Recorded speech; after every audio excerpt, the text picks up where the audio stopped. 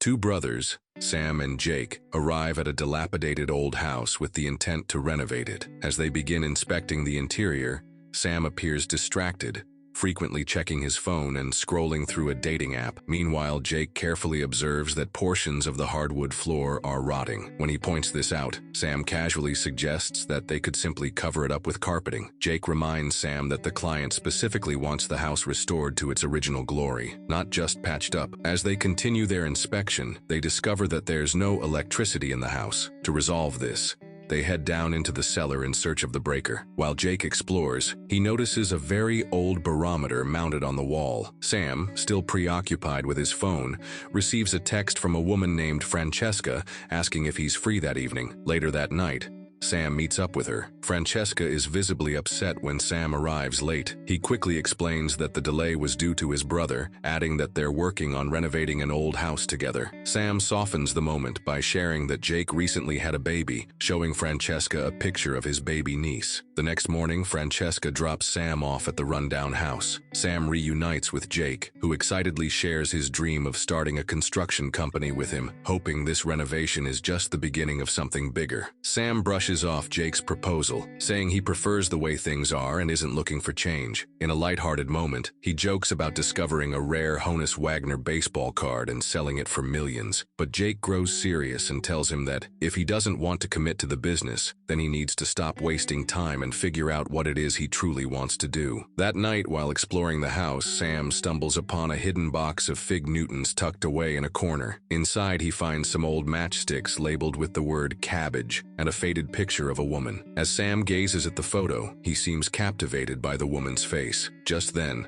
a loud wail of sirens interrupts his thoughts. A storm is rapidly approaching. Sam and Jake scramble to pull their tools and equipment inside. Suddenly, the lights go out. With the power gone, Sam decides to head down to the cellar once more to investigate the fuse box. As he reaches it and begins inspecting the fuse, a strange, high-pitched ringing pierces his ears. The damp, crumbling basement around him transforms. He now stands in a pristine, fully restored version of the house. He calls out for Jake and is stunned to find the house fully restored to its original grandeur. From another room, he hears a woman singing and playing the piano. As he approaches, the woman is startled by his sudden presence. Sam quickly assures her that he means no harm. Believing he's a representative from the bank, she accuses him of trespassing and demands that he leave immediately. He begins shouting for Jake and rushes upstairs in a panic. The woman, Evelyn Porter, chases after him, now holding a shotgun. She sternly orders him to leave at once. Sam bolts back down the stairs. Just then, Evelyn notices her mother returning and warns Sam that her mother despises bankers even more than she does. Without hesitation,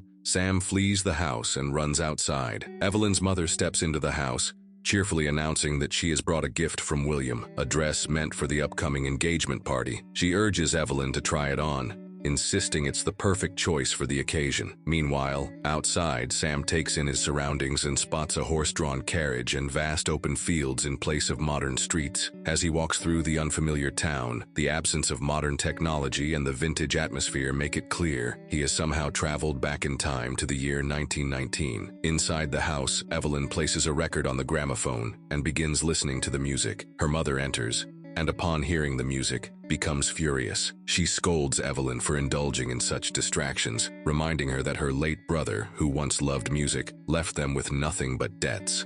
Now burdened by financial hardship, her mother is determined to secure their future by marrying Evelyn off to the wealthiest suitor, regardless of love or choice. Evelyn expresses her unwillingness to marry the man her mother has chosen, but her mother remains adamant, insisting that she has no other option. She takes away Evelyn's gramophone. Just then, Sam enters and intervenes, claiming that the gramophone and records belong to him. He fabricates a story, saying he was friends with Evelyn's late brother and had lent him the records. Evelyn quickly supports his claim and tells her mother that Sam was her brother's classmate in medical school. Convinced by their story, Evelyn's mother hands over the gramophones to Sam. Once she leaves, Sam promptly returns them to Evelyn. Grateful, she listens as Sam begins to search the room, explaining that he's looking for a trapdoor or some kind of secret exit. Curious and skeptical, Evelyn questions where he's from. Sam hesitates at first, but then tells her that he's from the future. Evelyn, thinking it's a joke, laughs at his bizarre claim,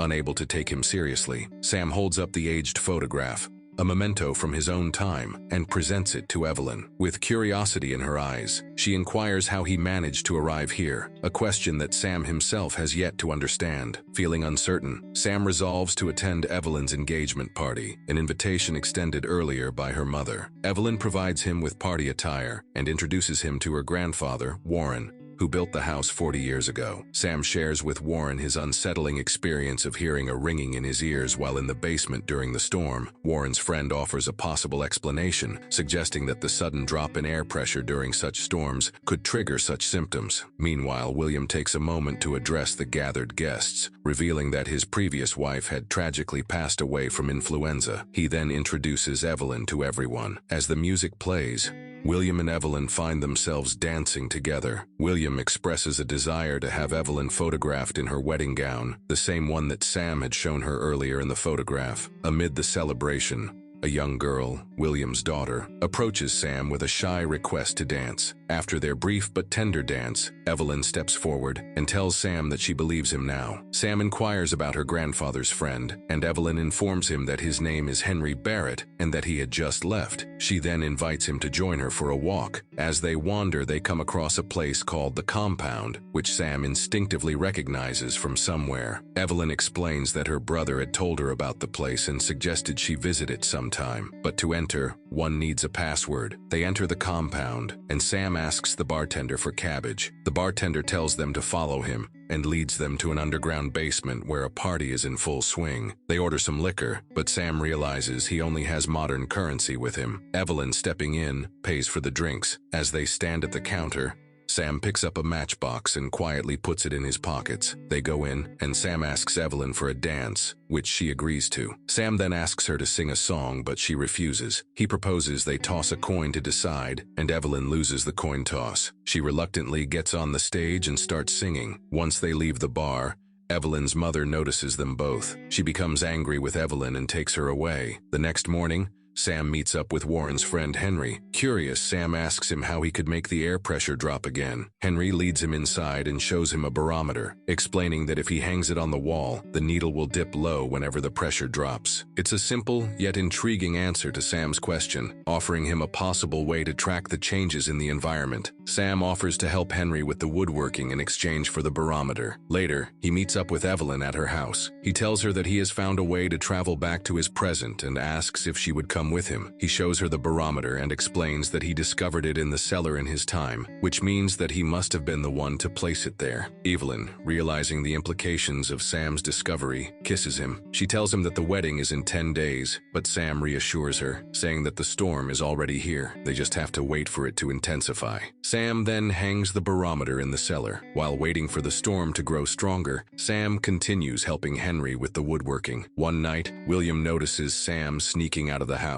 Henry, observing Sam's dedication, tells him that he likes his work and invites him to stay for dinner, which Sam graciously accepts. Meanwhile, at the house, Evelyn is being photographed in her wedding dress. A flash of lightning streaks across the sky. Evelyn suddenly excuses herself, saying she's feeling lightheaded and needs to step away. She meets up with Sam, and together they head into the cellar. Just as they settle in, William arrives with his guards. They drag Evelyn away, and in the chaos, they begin beating Sam. Amidst the violence, the barometer's needle drops, and the familiar ringing fills Sam's ears. In an instant, he is transported back to his time. Shocked but determined, Sam seeks out Jake and tells him everything, showing him the matchstick he had taken as proof. However, Jake, skeptical and dismissive, refuses to believe Sam's incredible story. Jake tells him that even if everything Sam experienced was real, it's all in the past now. He suggests they pack up and leave, but Sam refuses to give up. He insists that he needs to find a way back, determined to make sense of everything. Sam then asks Jake for his cell phone, a lightning cable, and a blanket. After Jake leaves, Sam dives into research,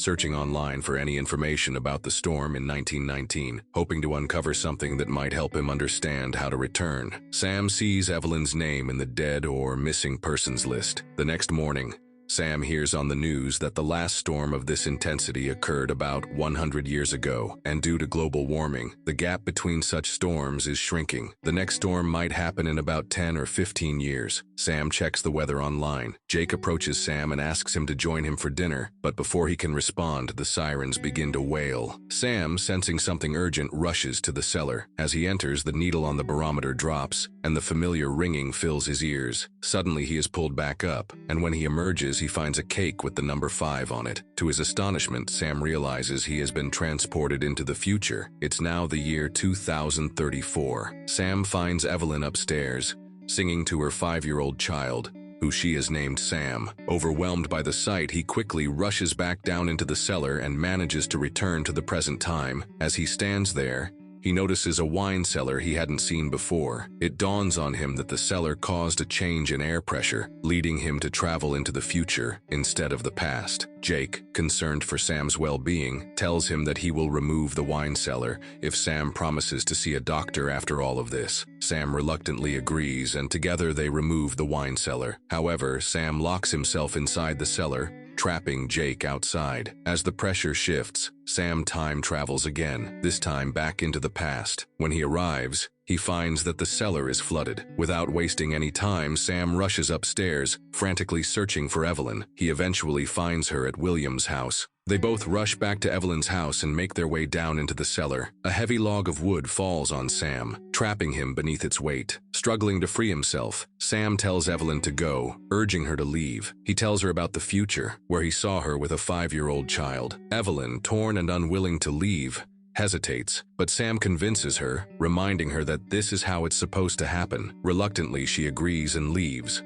while Sam remains behind. In the present, Jake knocks at the door and Evelyn opens it. Jake goes down into the cellar looking for Sam. Sometime later, they are both sitting in the cellar. Jake tells her that Sam loved her. Jake notices that the walls are original and opens a brick. Behind it, there is a letter addressed to Evelyn and one for Jake. In the letter, Sam reveals that he didn't die in the storm as everyone believed. He explains that he wanted to return to Evelyn, but the storm never came. Over time, Sam realized that as much as Evelyn belonged in the future, he belonged in the past. With a heavy heart, he places the matchsticks and Evelyn's picture in a box and hides it somewhere in the house. For Jake, Sam left an Honus Wagner baseball card with a note, encouraging him to build his own house and carve out his own path. In the year 2034, while putting her son to sleep, Evelyn steps outside, hoping to find Sam, but he is nowhere to be found. Meanwhile, in the past, Sam has moved on, starting his own construction company, Sam Taylor Constructions. He is now content with his life, having finally found peace and clarity, knowing he's where he truly belongs and that he has found what he really wanted all along. Please like and subscribe the channel for more videos like these.